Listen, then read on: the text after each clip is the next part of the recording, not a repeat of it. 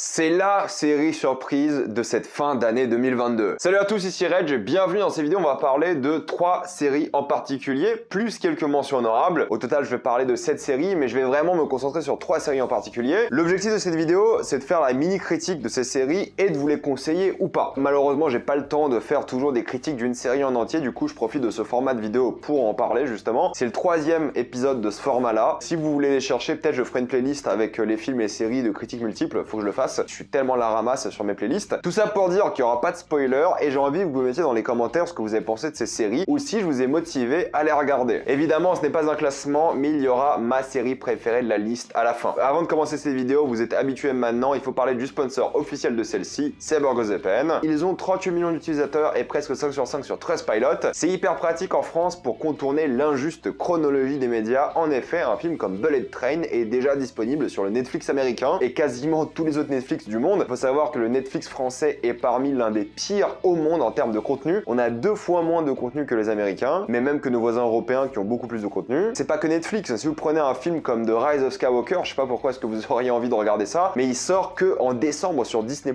en France, alors que ça fait 2 ans et demi qu'il est sorti dans tous les pays du globe. Et si vous voulez regarder HBO Max, parce que oui, le contrat avec OCS s'achève bientôt, donc OCS ne pourra plus diffuser les séries HBO, il faudra utiliser un VPN sur HBO et un pays d'Europe, que ce soit la Roumanie ou autre par exemple. Vous serez en bien plus grande sécurité avec un VPN, que ce soit à l'université, à la bibliothèque ou à l'hôtel. Vous pouvez partager un compte avec 7 personnes différentes, c'est disponible sur tous vos appareils préférés. Tout le monde peut l'utiliser, en quelques clics c'est fait sans aucun souci. Vous êtes satisfait ou remboursé sous 45 jours et vous avez une assistance technique 24h7 en français en plus. Utilisez le lien dans la description et dans le commentaire épinglé afin de vous abonner à BurgerZPN et bénéficier de 4 mois gratuits plus 83% de réduction. Foncez sur l'offre. La première série que j'ai envie de vous conseiller est la série qui s'appelle The Playlist, qui va raconter l'histoire de la création de l'entreprise Spotify. En effet, nous allons suivre plein de profils différents qui vont être à la genèse de cette entreprise qui a changé le monde de la musique pour toujours. The Playlist est une série suédoise qui est sortie sur Netflix récemment et au début, on me l'a beaucoup conseillé, on m'a dit c'est trop bien, faut que tu regardes et je pensais que c'était un documentaire mais pas du tout. C'est inspiré de faits réels et c'est évidemment dramatisé mais c'est une série, c'est un drame qui va donc raconter la création de Spotify et la particularité de cette série c'est qu'elle est en 6 épisodes et chaque épisode va se focaliser sur l'un des personnages de l'affiche que vous voyez ici. Il y a le créateur évidemment, il y a le gars qui s'occupe de l'argent, il y a l'avocate, il y a le codeur principal, le chef, le CTO, il y a une artiste et il y a aussi un truc qui est super intéressant, c'est qu'il y a un producteur de musique classique. Quand je dis musique classique, c'est je dirais plutôt traditionnel. Et en fait, vous allez voir le point de vue de ces personnes-là qui ont tous un rôle et un travail différent. À cette époque, qui est un tournant majeur pour la musique, en pleine explosion du piratage, Pirate Bay, qui est aussi suédois si je dis pas de bêtises, Spotify qui veut faire sa place en 2005 déjà. Et vous allez voir comment ces 6 différents points de vue vont voir justement cette évolution de la musique. Il y en a qui vont pas y croire, il y en a qui vont être à fond, il y en a qui vont avoir des visions différentes. Et ça montre un peu comment cette entreprise-là va changer le monde de la musique. Et je trouve qu'ils font un super travail pour ça. Déjà, t'es vraiment replongé dans l'époque. Parce qu'au fait, on se rappelle tous de cette époque. En 2005-2006, on écoutait tous de la musique ou téléchargée, ou fallait dépenser des sommes colossales pour écouter un titre. Et c'était vraiment n'importe quoi. Et j'adore la manière dont on est plongé dans ça. On voit les logiciels de l'époque, on voit vraiment tout ce qui faisait l'époque, d'un point de vue musical, culturel, d'un point de vue informatique aussi surtout, parce que quand même c'est des entrepreneurs mais aussi des programmeurs. Et c'est ça qui est fascinant. C'est vraiment la manière dont tu es plongé dans cette époque. Les débuts de Twitter, de Facebook, des réseaux sociaux, le marketing, tout ça, tout a changé. Et ça qui est super fort, en plus des différents points de vue, et c'est à quel point c'est super bien dramatisé. Chaque épisode passe super vite, c'est super bien rythmé, car en fait, évidemment, l'histoire est racontée d'un point de vue différent, je le répète, mais du coup, les points de vue s'entremêlent, parce que tout est lié, en fait, forcément. Ça crée une histoire qui est super divertissante de ce point de vue-là. C'est hyper dramatique, je crois que les épisodes durent 45 minutes à 1 heure, ça ne s'arrête jamais, franchement, pour le coup. Les acteurs jouent tous très bien, et tu comprends les enjeux. Chaque personne, au final, ne représente pas qu'un personnage, qui ont tous une vraie évolution, qui change à la fin de la série, mais représente un bout de l'industrie, que ce soit l'avocate ou le producteur traditionnel de musique. C'est ça que j'adore, c'est la manière dont l'entreprise impacte leur vie, mais impacte aussi la société, et c'est super bien fait, c'est plutôt bien filmé, il y a plein d'idées de mise en scène, il y a des plans séquences à tout va, des fois ils brisent le cadre très mûr, c'est hyper inventif, c'est super bien fait, c'est une super série, ça fait plaisir de voir des séries suédoises de cette qualité, honnêtement, et en plus un truc qui est local quoi, enfin je veux dire Spotify c'est à Stockholm, hein. Je suis passé devant les bureaux il y a pas longtemps, c'est quelque chose qui est ancré dans la culture, et ça montre aussi l'impact néfaste de Spotify sur l'industrie de la musique, sur les artistes, et beaucoup vont détester le dernier épisode, car je vais pas trop vous spoiler, c'est un épisode de fiction plus qu'autre chose. C'est un épisode qui se passe dans le futur, et beaucoup l'ont détesté, et honnêtement moi je l'ai beaucoup aimé parce qu'en fait ils essaient de pré-shot un peu l'avenir, et je pense que c'est ce qui va se passer. Ils l'ont vraiment bien fait, j'adore la manière dont ils concluent la série, j'adore vraiment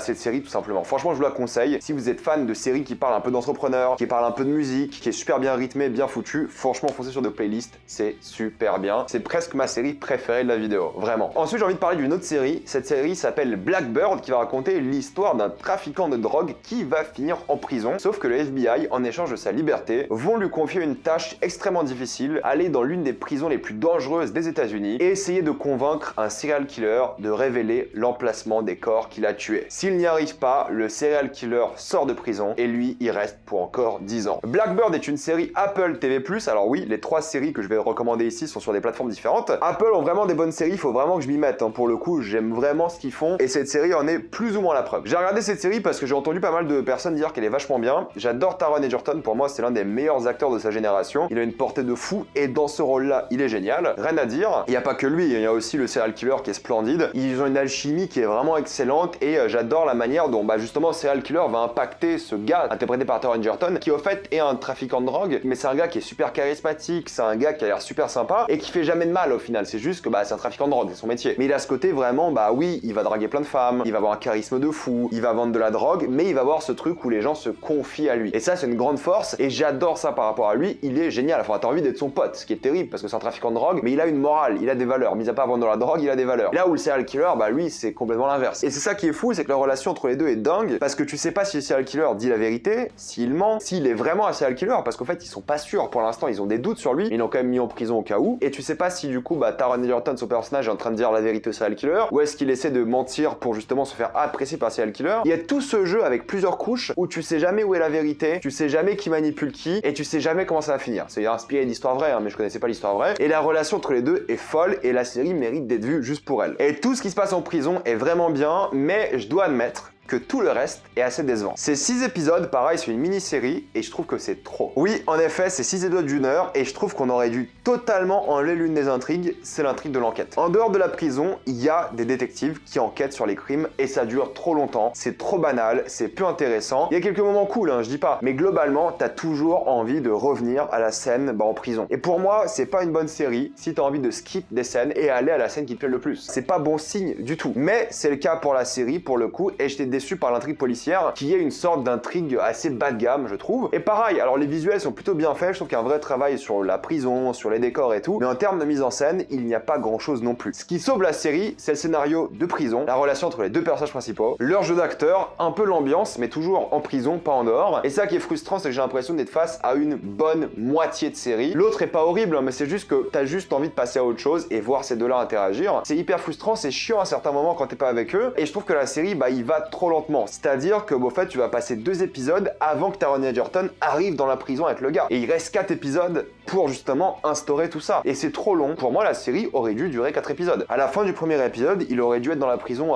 dangereuse et pas à la fin du deuxième. Enfin bref, je suis carrément déçu. C'est pas une mauvaise série, j'ai passé un bon moment devant et honnêtement, je vous la conseille. C'est une série vraiment cool à regarder, mine de rien. Mais j'y vois plus le potentiel gâché que la série que j'ai eue au final et ça me déçoit un petit peu. Ça aurait pu être tellement mieux et culte et mémorable. Si on parle de série policière un petit peu entre guillemets, il y a Defining Jacob sur Apple qui est très bien pour le coup, que j'avais adoré. Mais là, pour moi, il n'y a pas ce truc en plus qui la rend exceptionnelle et mémorable. Elle est bien, mais pas exceptionnelle et ça c'est un peu dommage. En plus des séries que j'ai critiquées sur la chaîne et des séries que je critique maintenant en vidéo, j'ai vu quelques autres saisons de séries. La saison 4 de What We Do in the Shadows, j'adore cette sitcom, c'est une de mes sitcoms préférées, je la trouve hilarante et excellente. Écoutez, la saison 4, c'est pour moi la moins bonne des 4. Ils ont eu du mal à se renouveler, je trouve. Ils ont du mal à trouver un sens un peu à ce que va être cette série. Je pense que la 5e saison sera la dernière si je dis pas de bêtises. Et ça me va, mais j'ai quand même passé un très bon moment devant. Je me suis quand même un petit peu éclaté, mais j'étais moins surpris. Je trouve que c'était moins original et c'était un peu en deçà du reste. Ça reste très bien, ça reste parmi l'une des meilleures sitcoms même avec cette saison. Mais voilà, ça reste un peu moins bien. Moi, je me rappelle les 3 premières saisons, il y avait toujours des moments où j'étais vraiment mort de rire. Là, ça m'est pas trop arrivé. Donc, je suis un peu déçu par rapport à ça. Mais voilà, si vous avez jamais vu ces sitcoms, je vous la conseille quand même. Pour l'instant, il y a 4 saisons qui sont vraiment très bien. Westworld saison 4, en attendant la 5,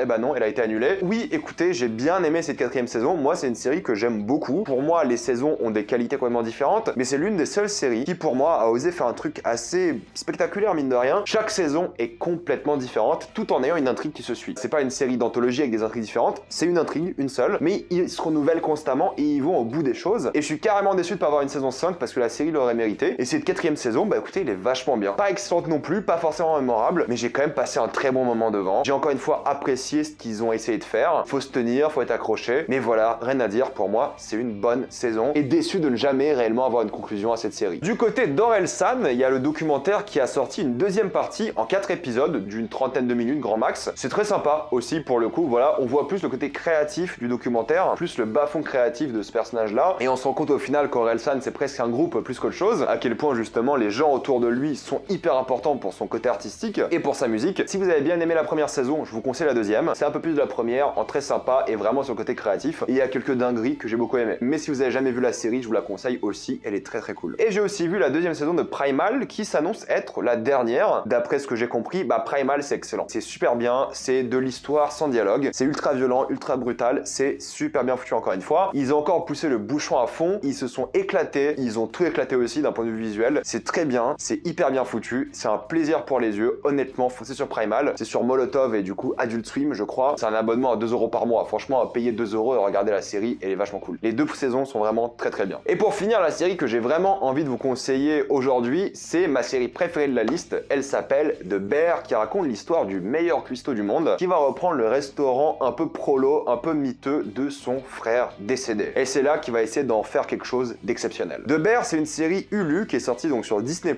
en France, qui va avoir cette histoire donc d'un homme qui va reprendre un peu le flambeau d'un frère décédé et qui va changer sa vie alors qu'il bossait dans des restaurants de luxe. C'était le meilleur cuistot du monde, considéré tel quel, et se retrouver à un endroit où bah, l'hygiène c'est pas forcément ça, où les autres employés sont pas forcément des spécialistes, où ils sont pas très propres, le restaurant est pas très bien fréquenté, il est pas non plus un endroit bien fréquenté dans la ville, mais il va essayer de rendre ce restaurant exceptionnel et tu vois tous les problèmes de la restauration, surtout dans un endroit comme ça. Et j'adore cette série, c'est le coup de cœur de cette fin d'année pour moi, j'ai été extrêmement surpris. Je crois qu'il y a 8 épisodes d'une vingtaine de minutes, un peu plus. L'acteur principal est exceptionnel, apparemment il a beaucoup de succès depuis qu'il a sorti la série, il y a beaucoup de producteurs de films qui l'ont contacté, il est incroyable, il est vraiment génial, je sais qu'il vient de Shameless, moi j'ai pas vu Shameless, je sais qu'il était très populaire là-bas, mais alors là il fait la série, et ce que j'adore dans cette série, c'est la mise en scène. Au fait, c'est une série sous coke. C'est un rythme tellement effréné, ça fait penser au film des frères Safdie, genre le rythme inarrêtable qui te montre un peu les bas-fonds, je sais pas si c'est New York, je sais plus, qui te montre vraiment les bas-fonds de la ville, mais là dans un restaurant, dans une cuisine. Et c'est les relations entre personnages, les tensions, le stress, les engueulades, les drames familiaux des personnages, leurs rêves, leurs objectifs, c'est tellement bien. Ça se regarde d'une traite. Moi, le premier épisode, j'étais scotché dès le début. Je fais ok, cette série va être incroyable. Le frère en question de la personne, c'est un caméo qui est exceptionnel, je vous le conseille aussi. Mais c'est de la folie et je comprends pourquoi l'acteur principal a du succès parce que déjà il est fou. Mais en fait, la manière dont la série est filmée, t'aurais pu en faire un excellent film. C'est tellement authentique, c'est tellement réel. Tu vois qu'il n'y a pas un énorme budget, mais en termes de mise en scène, en termes d'idées, c'est génial visuellement. Ça s'arrête jamais. J'adore la manière dont ils mettent en avant la bouffe, la manière dont ils mettent en avant la géographie de la cuisine, les problèmes de la restauration, c'est exceptionnel. Je suis désolé, il n'y a rien d'autre à dire. Hein. C'est pour moi de A à Z quasi parfait. Franchement, ça se glisse dans le top 3 des meilleures séries de l'année pour moi pour l'instant. C'était une énorme claque. Franchement, elle est faite pour tout le monde, même si vous en avez rien à foutre des restaurants, de la cuisine. Ça parle de tout. Ça parle de plein de sujets différents. On peut tous s'identifier à des rêves, des motivations, des objectifs dans la vie. Et ça parle de ça. C'est une série qui est motivante, qui est un peu déprimante aussi à certains moments. Mais honnêtement, c'est l'un de mes coups de cœur de cette année. J'espère qu'il y aura une saison 2 parce qu'il y a vraiment moyen de faire quelque chose de fou. Mais regardez-la vraiment. Je vous la conseille sur Disney+.